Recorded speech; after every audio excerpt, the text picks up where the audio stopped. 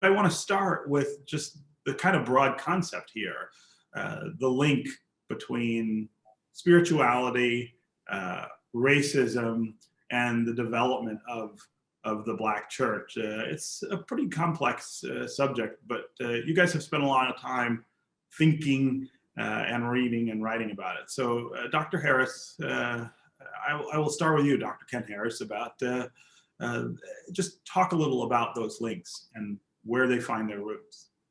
The roots of spirituality in the Black church come out of the African religious and spirituality that came from Africa on the slave ships. The slaves who came here were not savages in the jungle. They came from cultures that were centuries older than your European civilizations. And so the folk that came here from Africa were, in the Old Testament, the Queen of Sheba visited Solomon. And the Ethiopians swear that they had a child who took Judaism back to Ethiopia, which is evidenced by Ethiopian Jews now. That's the Judaic spirituality. And then the Ethiopian eunuch, who was saved in the book of Acts by Philip, who went back to Queen Candace with the gospel. That Christian link is there. And so the slaves that were brought over were very, very rich in a history of scholarship as well as religion and spirituality that spanned a wide spectrum. Okay, the American slave owners worked furiously to destroy those links. They did everything they could to disconnect Africans from their heritage. By the grace of God, they were not successful.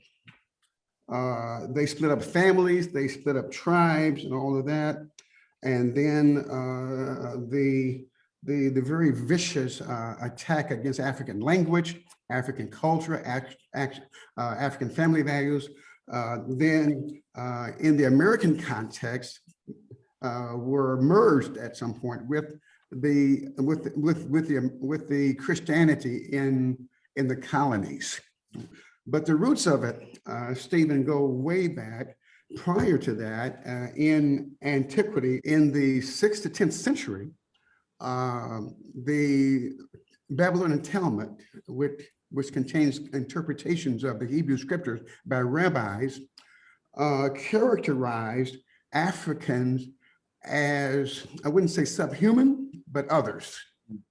And those biblical interpretations included interpretations of passages like the curse of Cain, who killed Abel, his brother, that he offered a sacrifice that wasn't acceptable. The smoke came up, hit him in the face, and he turned black.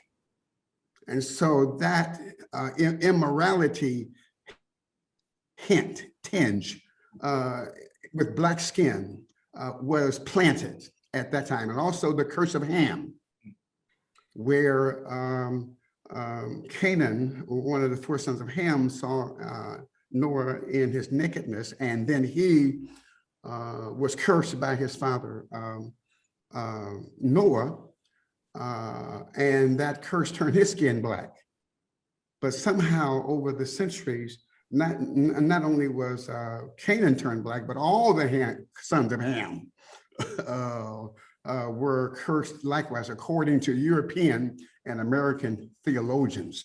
European races picked up on that, and they took it to another level, especially when they began to import slaves from Africa for sale. They had to reframe the history to cancel out, to eradicate the rich history of Africa, to looking at people as animals. You know, they portrayed Africans with tails. They called Africa the dark continent. Physiological characterization, elongated sex organs, large hips, powerful legs, big lips, wide nose, all of that was encoded as Black. And as a result of the curse of the immorality of people of African descent.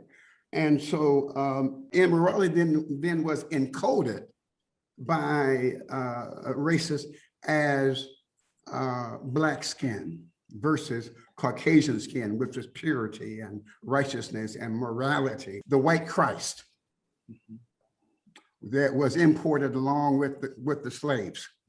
That foolishness encouraged them to do all of this nonsense against the African slaves. They took all of that, Stephen, and they sacralized all those myths, all those lies. In other words, they said, this is the truth. This is the God's truth. And this is what has happened to Africa. And American theologians were just brutal against the absence of anything of any value coming out of Africa. And so that formed the context in which the Black church would come. Yeah. So when you cast forward 400 and some years from that moment, from that sort of pivot in our journey, talk about now where we see the vestiges of that, the things that form the Black church today that have their roots there. Kenita Harris, I'd love to have you talk about that. I think where this really shows up in the Black church today is in terms of thinking about the Black church as a response to the moral imperative, to the moral imperative in terms of injustice, done not only to Black people. And of course, the existence of the Black church is indeed that, whether we acknowledge it or not. Truly, the Black church at its core, I think, has had a presence in terms of the response to injustice done to Black folk, but as well as injustice done to different groups within society who've been oppressed. And so we sort of, again, in today, see those nuances that sort of continue into the present life or the modern day life of the Black church.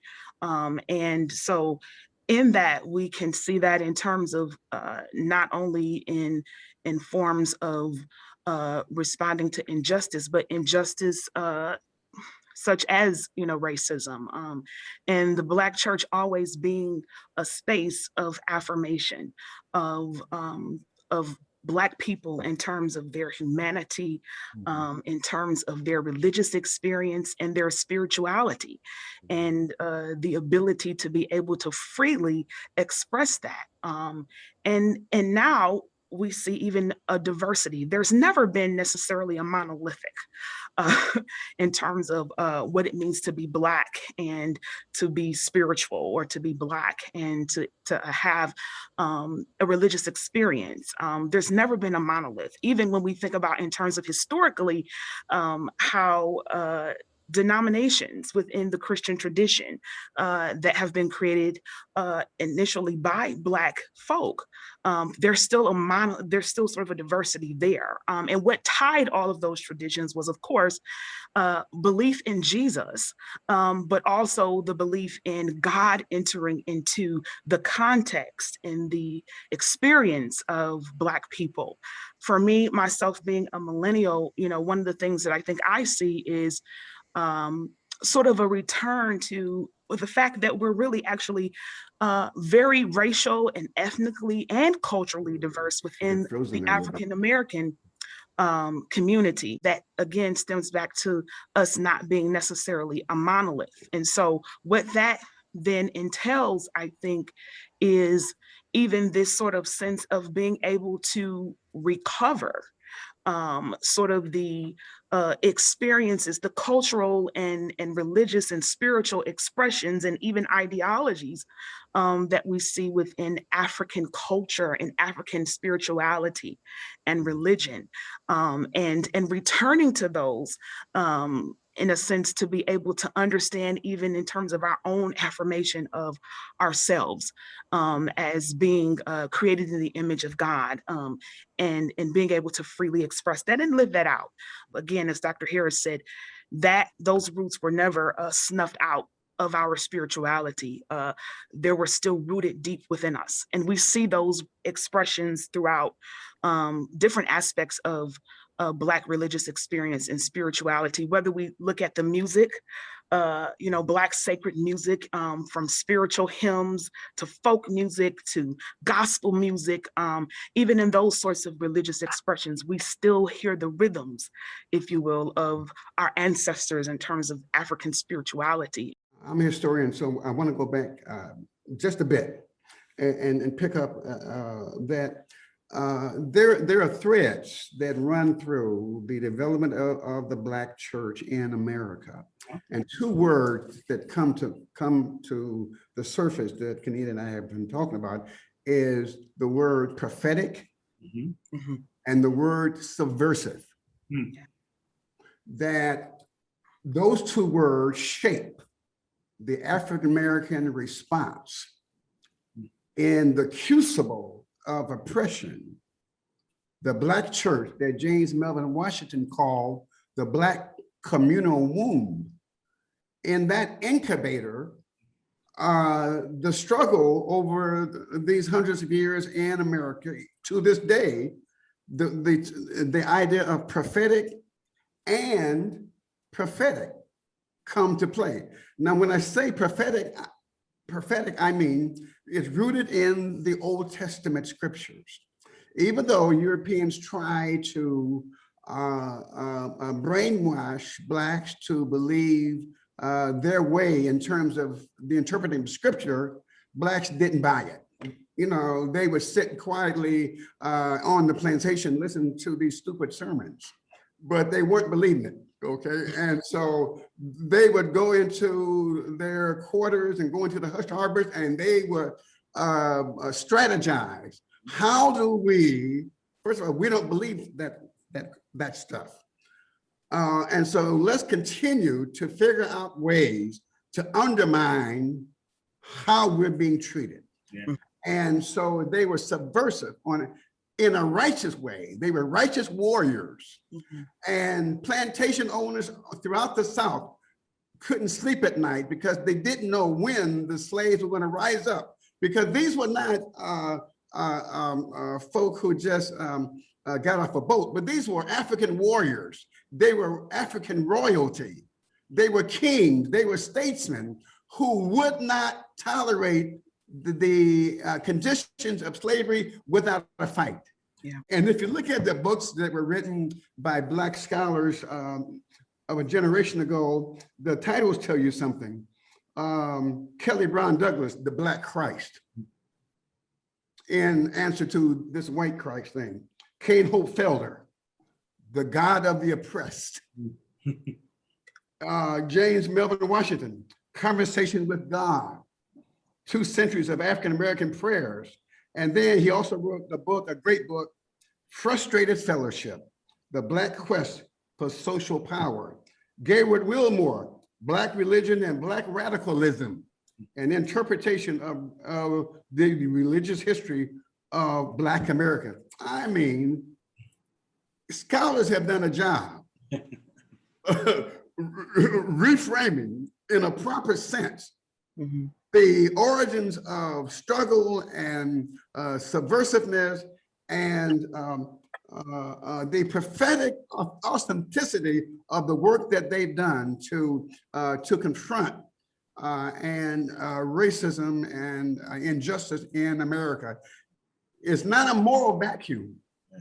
Right. It is rich in value, rich in tradition, rich in righteous indignation. And so that is a crucible that helps to identify who we are as the Black church. Yeah. Kenita Harris, I would love for you to pick up on that idea of prophecy. What is the role that the Black church will be asked to play? Think about all of the things that we're dealing with right now. Yeah. African Americans really trying to, I think, redefine our place and our role in American society. The church is bedrock in that movement and in that conversation. So prophesize a little about where. Well, I think, again, reaching back into the prophetic tradition and this whole idea of subversiveness, and this role that the Black church has played in terms of in movements, whether it's been acknowledged or not by those of the day. The Black church experience, the presence of the Black church has always, again, had this role of holding up the moral imperative of calling out injustice, and then calling out injustice in terms of a return to a moral sort of rightness, as Reverend Barber talks about, a moral sort of revival, if you will, within America, and having that sort of role, prophetic role, if you will, in relationship to political realities. I think that's really the challenge of what we're facing as the Black church today. And I mean, in terms of living within an age of movements, right? I mean, we've seen sort of the uprising of movements from Black Lives Matter to, the hashtag movements, to Me Too, but then even this sense of injustice that comes from even with issues around immigration, issues pertaining to environmental justice, even sort of the lifting up of environmental racism.